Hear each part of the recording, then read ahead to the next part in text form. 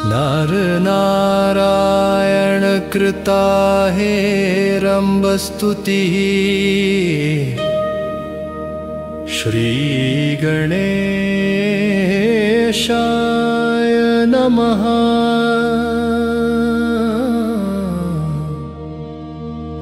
नर नारायण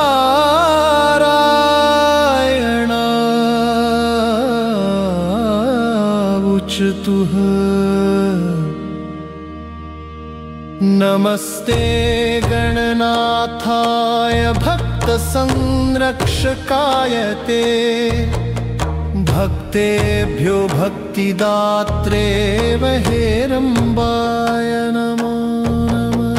अनाथानां विशेषेण नाथाय गजवक्त्रिणे चतुर्बाहुधरायैव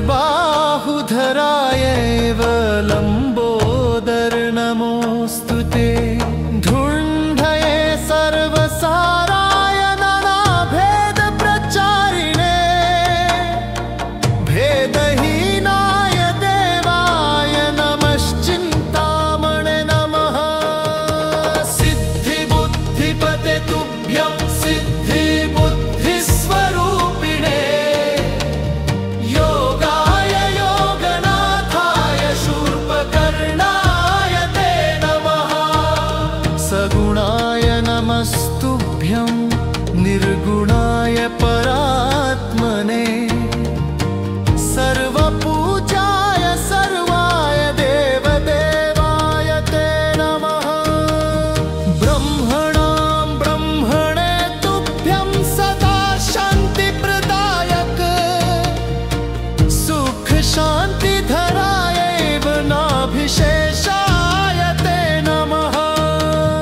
पूर्णाय पूर्णनाथाय पूर्णानन्दाय ते नमः। योगमाया प्रचालाय खेलकाय नमो नमः। अनादये नमस्तुभ्यमादिमध्यान्तमूर्तये सृष्ट्रे पात्रे च संहर्त्रे सिंहवाहाय ते नमः। गताभिमानिनां नाथस्त्वमेवात्र न संशयः तेन हेरम्ब नामासि विनायक नमोऽस्तु ते।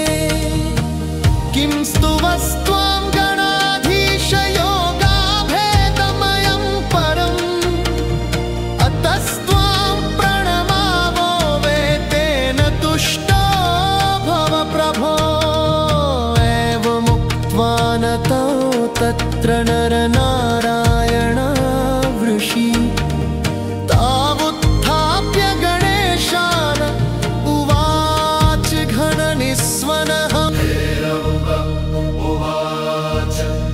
परं चित्तेप्सितं दास्यामि ब्रूतं भक्तियन्त्रितः महाभागवादिमुनि योगमार्गप्रकाशको। भवत्कृतमिदं स्तोत्रं मम प्रीतिकरं भवेत् पठते शृण्वते चैव भुक्तिमुक्तिप्रदं तथा। यद्यदिच्छति तत्तद्वै दास्यामि स्तोत्रपाठतः मम भक्तिप्रदं चैव भविष्यति सुसिद्धिदम्।